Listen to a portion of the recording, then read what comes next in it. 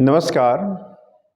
यदि आपसे ये पूछा जाए कि भी भारत में जब भी साइक्लोन आए तो उसकी दिशा, जो उसमें विंड्स की रोटेशन की डायरेक्शन है, वो क्या होगी।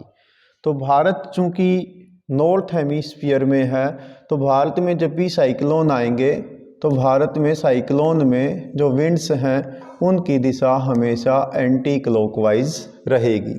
जब भी साइक्लोन आएंगे, चाहे वो अरेबियन सी में आए या बे ऑफ बंगाल में आए। जैसे अभी बे ऑफ बंगाल में एक साइक्लोन आया था जिसका नाम था दाना।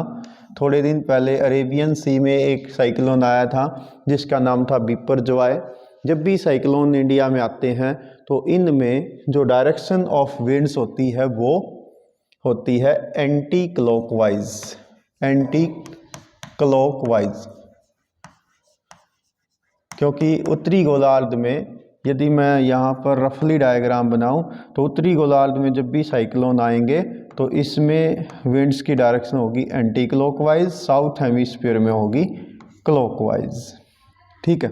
तो भारत चूंकि उत्तरी गोलार्ध में है, और भारत में यदि ये पूछा जाए कि भी भारत में साइक्लोन कहाँ आते हैं, तो भारत में ईस्टर्न कोस्ट पर या वेस्टर्न कोस्ट पर ही साइक्लोन आते हैं, क्योंकि ज़्यादातर साइक्लोन ट्रॉपिक्स से रिलेटेड होते हैं। ट्रॉपिकल एरिया में जहाँ पर लैंड और समुंदर का कनेक्शन होता है या कोस्ट लाइन होती है, वहीं पर ये साइक्लोन्स आते हैं। फिर यदि कोई ये पूछा जाए कि साइक्लोन कब आते हैं, तो ज़्यादातर साइक्लोन जब आते हैं जब समर से विंटर या विंटर से समर आता है।